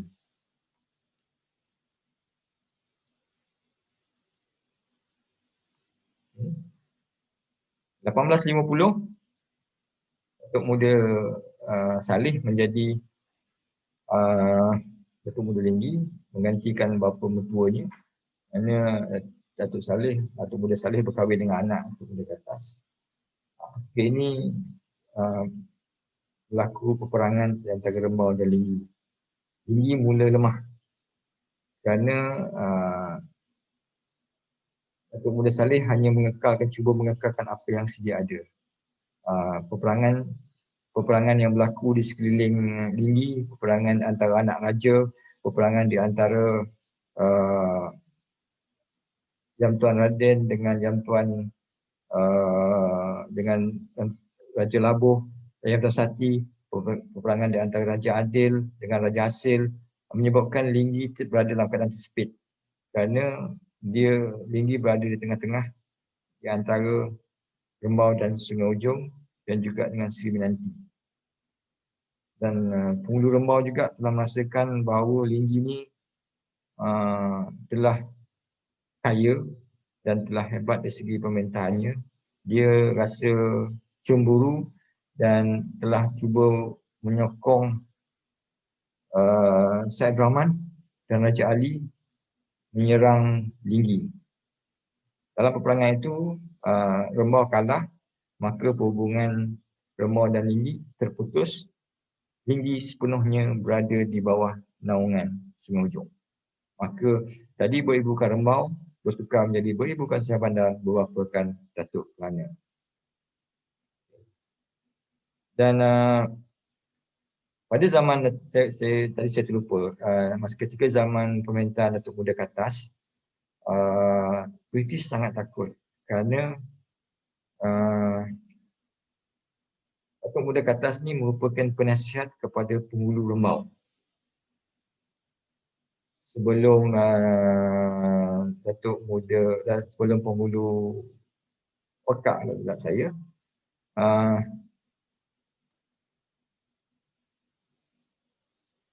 Datuk Muda Qattas merupakan penasihat kepada Hulu Rembau. Jadi setiap apa sahaja perjanjian yang nak ditandatangani oleh Rembau dengan British, atau setiap kali apa saja perbincangan atau pemesyuarat British dan Rembau, Datuk Muda Katas akan ada bersama-sama penghulu Rembau. Maka British merasakan mereka perlu hilangkan kuasa Linggi ke atas Rembau, dan inilah peperangan yang pertama di antara Rembau dan Linggi. Hasil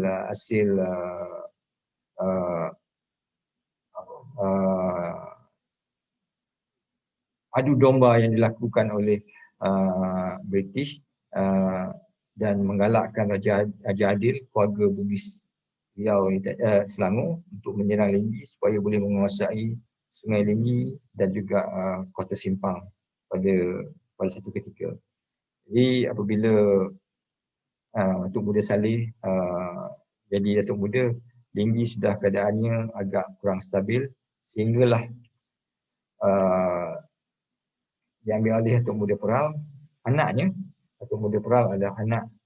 Tadi ini gambar makam Datuk Muda Saleh. Ini adalah gambar makam Datuk Muda Peral bersama isteri dan anak-anaknya. Itu juga masjid yang dibuat oleh Datuk Muda Peral. Linggi hilang kuasanya ke atas Sungai Linggi. Mula hilang satu persatu.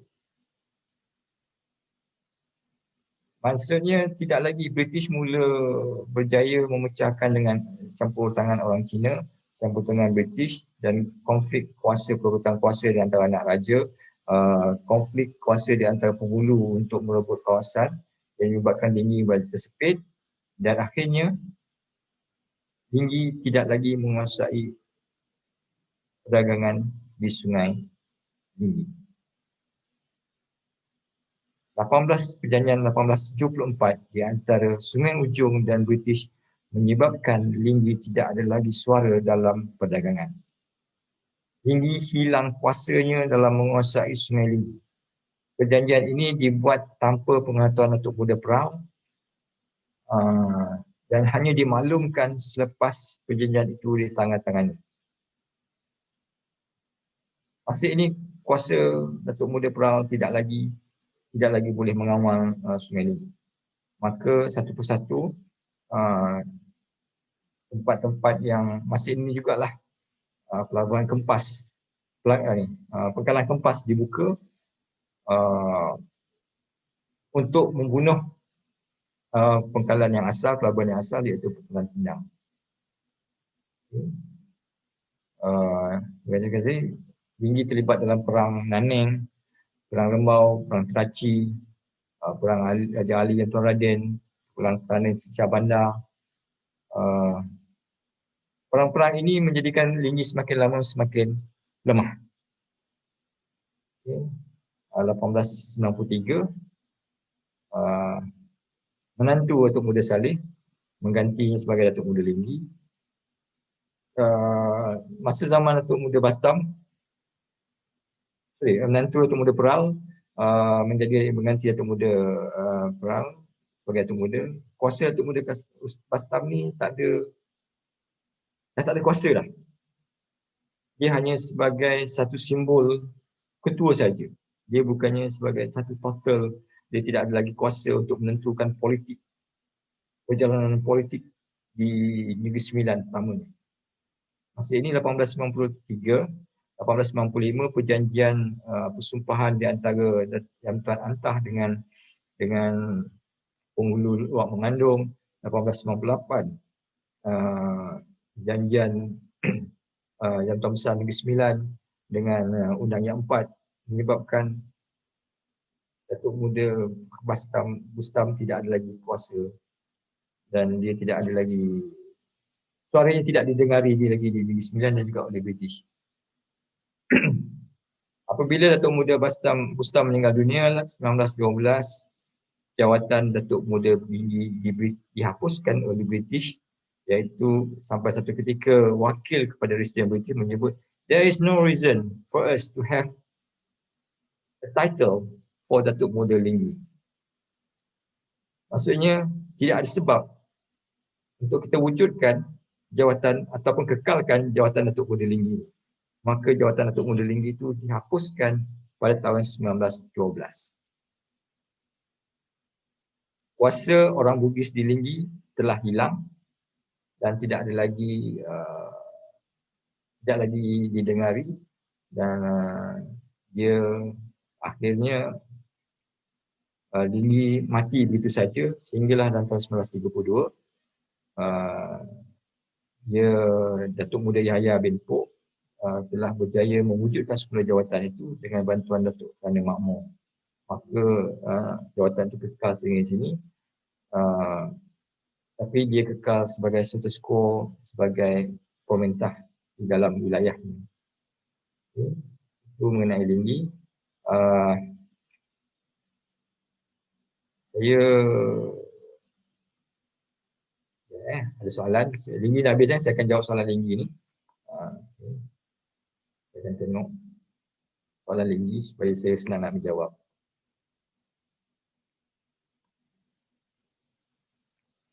Okay, soalan dia, Daeng Kemboja mengiringi Raja Melewar datang ke Rembau. Ya, saya. Memang Raja Melewar datang ke Rembau, dia minta restu ada Cok Mohong. Dan semasa kedatangan Raja Melewar datang ke Rembau, memang ada Cok Mohong. Cok Mohong yang diberi oleh Sultan Johor kepada Raja Melewar. Itu buktinya kedatangan Raja Melewar mengesahkan bahawa kedatangan Raja Melewar diiktiraf oleh Sultan Johor selari dengan persumpahan besi kawi tadi. Okay, apakah nama kedua-dua manuskrip pasal Linggi itu? Dia ada tiga. Satu Imam Mambak, ditulis oleh Imam Mambak. Dua manuskrip Orang Tuha Linggi. Saya tak dapat saya tak ingat siapa yang tulis dan tahun bila. Lagi satu manuskrip Pembukaan Linggi. Dan ada lagi beberapa manuskrip yang tidak bertajuk. Itu saja sebenarnya. Nama penulisnya saya tak ingat. Yang saya ingat nama manuskrip saja. Dalam satu manuskrip tu dia menceritakan perjalanan Datuk Awal Din. Okey. Terangkan asal usul Datuk Awal. Bagaimana saya katakan tadi, dia ada dua pendapat. Satu menyatakan bahawa Datuk Awal adalah anak kepada Daeng Chelak. Itu berdasarkan manuskrip Imam Mambak. Ada lagi satu manuskrip yang menceritakan Datuk Awal ni adalah anak kepada Daeng Menambun dari Mempawah. Okay. Dia dalam peristiwa kedatangan orang Bugis ke Linggi, Datuk Awal ni, dia menceritakan bagaimana Datuk Awal ni merajuk kerana dia dimarahi oleh Daeng Chelak kerana tidak berperang. Itu memang semua manuskrip begitu. Cuma peperangan itu, kalau tanya saya lebih berat kepada Datuk Awal ni merupakan keluarga Daeng Menambun, sebab memang ada satu peperangan yang melibatkan keluarga anak Daeng Menambun di Kalimantan Barat yang tidak melibatkan pertumpahan darah. Sama peristiwa yang diceritakan dalam sejarah Linggi. Itu satu-satunya cerita yang sama. Jadi kalau tanya saya personally, saya lebih berat kepada Datuk Awal ni, keluarga Daeng Menambun. Saya berasaskan peristiwa yang berlaku di Kalimantan Barat dan juga cerita yang ada dalam manuskrip Linggi. Cerita itu konsisten dalam semua manuskrip. Dan hanya satu peristiwa saja yang berlaku, itu adalah yang berlaku di Kalimantan Barat, di Perang Pinang Sekayu. Okay. Datuk Awal tak menetap Linggi, dia duduk di Rembau kerana ketika Damai Dolman keluar dari Linggi, dia dah tua. Dia ada tiga Besi di manakah dia dikebumikan? Satu di Rembau, dua di Batang Tiga Melaka, tiga di Singapura. Di Rembau saya cari tak jumpa, di Batang Tiga juga saya cari tak jumpa, dan ada satu makam di Singapura menyatakan itulah makam itu awal. Dia ada, saya lebih berat di Singapura kerana mereka ada berjanji, dia ada sahabat-sahabatnya yang berjanji sekiranya dikebumikan, mereka dikebumikan dalam kawasan yang berhampiran. Itu saya tak di Singapura, saya belum dapat sahkan. Cuma kalau kita tengok nama-nama makam yang ada yang ada di sekitarnya dan nama-nama senarai sahabat itu, kemungkinan ianya beliau dikebumikan di Singapura. Kat mana Tok Bos? Kuala Seliau. Kuala Seliau, dia kawasan dia, kalau kita tengok jambatan rantau nak mengalir ke Linsuk, dia ada satu macam kat situlah kawasan Kuala. Di atas sikit, itulah kawasan Kuala Seliau. Dia bukannya Kuala Seliau, Kuala tu Kuala yang betul, nama kawasan dia dipanggil Kuala Seliau. Mungkin namanya adalah Batang Tempuana. Jadi namanya adalah Batang Benar.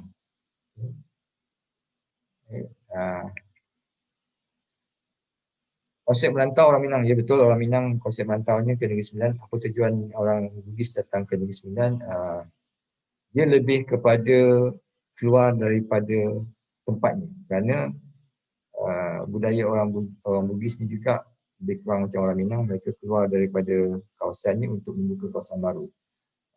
Mereka ingin mencari satu pendapatan yang baru. Mereka ingin membina satu sistem yang baru yang terpisah daripada yang asal. Mereka cuba meneroka. Tujuannya ingin mencari tempat baru. Dia tidak ada politik ketika itu. Di Rembau, tak. Mereka tidak tumpukan pada politik. Mereka lebih kepada menumpukan mencari sokongan. Okay, nama penuh Atuk Muda Katas. Katas ni bukan Patas, Katas. Katas. Okay.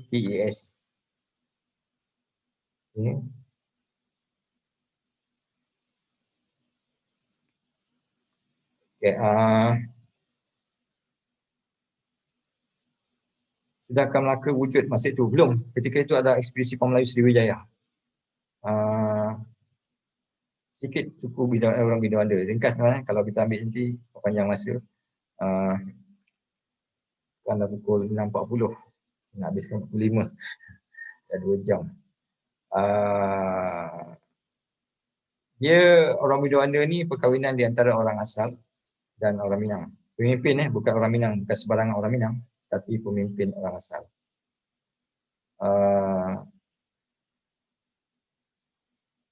Ya betul, itu permintaan Datuk Muda Katas.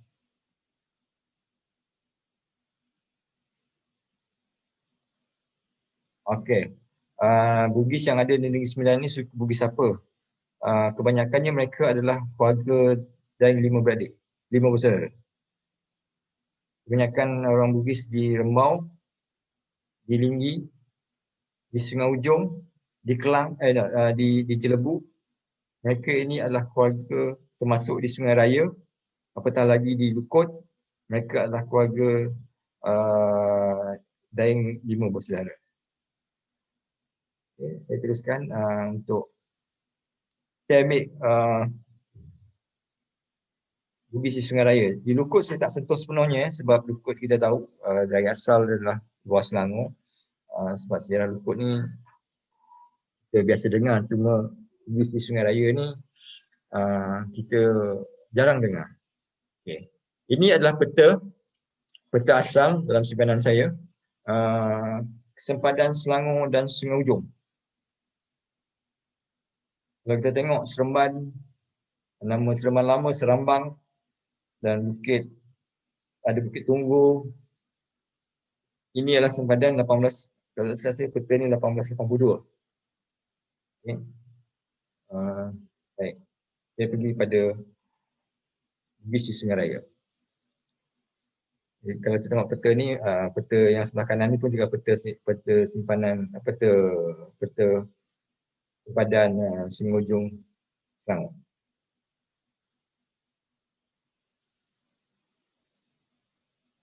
Okay. Ramai yang ada yang mendakwa bahawa Linggi ini adalah kekuasaan Sultan Selangor. Sebagaimana saya nyatakan tadi, Linggi mana yang dirujuk? Kalau Linggi Kuala Linggi, dia betul. Tapi kalau Linggi di Negeri Sembilan, tidak. Okay. Dulu tidak ada Polisen. Polisen ni baru diwujudkan oleh Inggeris untuk membunuh Lukut. Dulu daerah itu dipanggil Lukut. Lukut ni telah wujud sejak zaman Kesultanan Melaka. Lukut ni dalam peta Iridia ditulis sebagai Lukut. Jadi Lukut ni adalah daerah yang sangat besar pada peringkat awalnya di bawah penguasaan, di bawah jagaan Datuk Maujud, digantikan oleh anaknya Datuk Janggut. Datuk Janggut telah membantu Sultan Ibrahim berperang di Melaka dan tak balik ke Lukut. Sultan Ibrahim mengambil alih untuk menjaga sementara Lukut. Lukut tidak masa itu tak ada caretaker. Tak ada caretaker langsung, diserahkan pada anaknya Raja Muhammad, dan akhirnya Raja Muhammad menyerahkan kepada Raja Busu. Sebab Lukut ni bermula daripada Kuala Lukut membawa ke Sempang. Sempang ni bukan kota Simpang. Sempang ni berada di Sungai Raya. Termasuk Sungai Raya. Itu adalah kawasan Lukut yang di bawah pemerintahan Kesultanan Selangor. Jadi, dia terbagi kepada dua. Lukut Polisian sekarang, kalau kita ambil Polisian sekarang, Pasir Panjang, Sungai Raya, Tanjung Agas, itu adalah di bawah Kesultanan Selangor.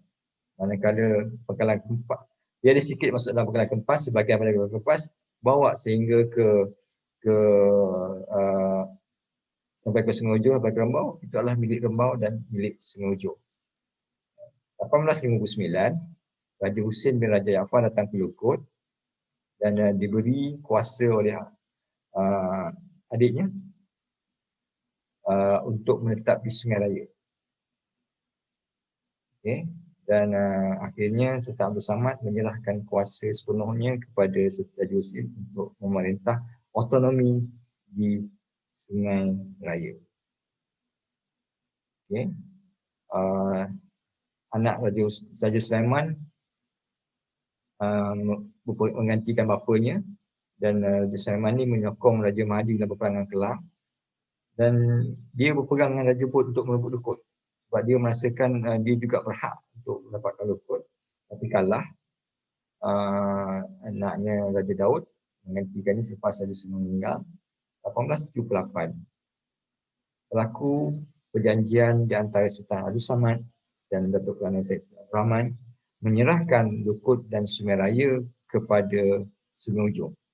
Kerana sepanjang masa itu Datuk Kelana menuntut Lukut ini dan Sungai Raya adalah milik Sungai Ujong.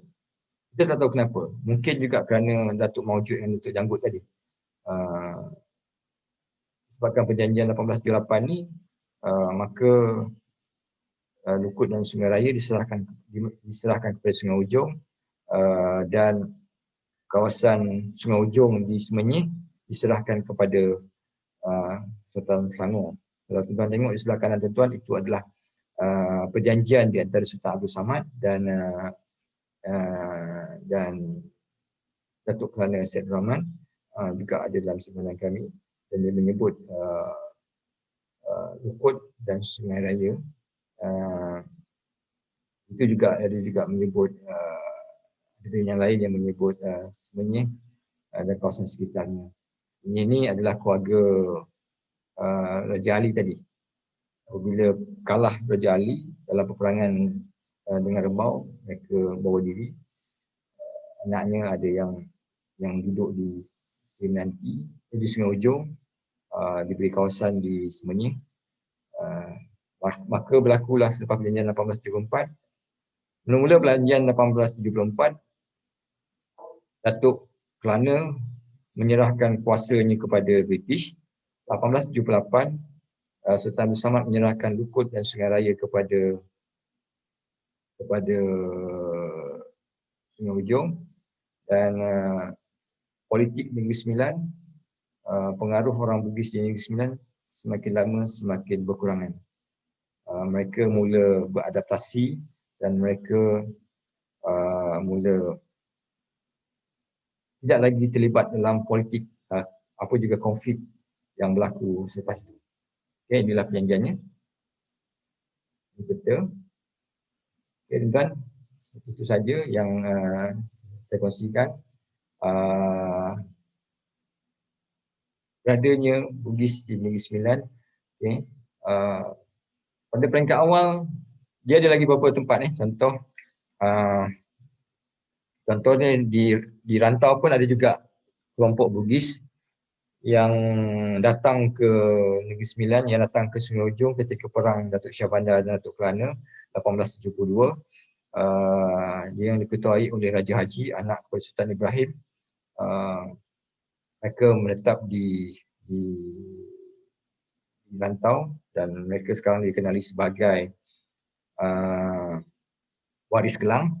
Manakala ada lagi satu puak, satu kelompok Bugis yang daripada Kelang yang juga yang lari daripada perang Kelang. Raja Abdullah dan Raja Mahdi, Datuk Bukudin lari ke Jelebu. Mereka ini menjadi sebahagian daripada sistem adat patih di Jelebu. Tadi waris Kelang di rantau bernaung di bawah Datuk Shah Bandar. Manakala yang di Jelebu menumpang kasih di bawah undang Jelebu. Dan sekarang mereka berada di bawah jagaan Biduanda Waris Sarin, dan dia ada ketuanya dan sistem sebahagian daripada sistem adat patih. Jadi itulah memang saya setuju.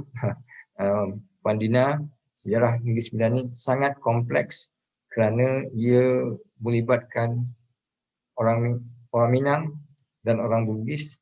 Mereka berkolaborasi bersama-sama, mereka boleh duduk sekali dan mereka membentuk satu sistem yang tersendiri. Akhirnya orang Bugis di Negeri Sembilan menjadi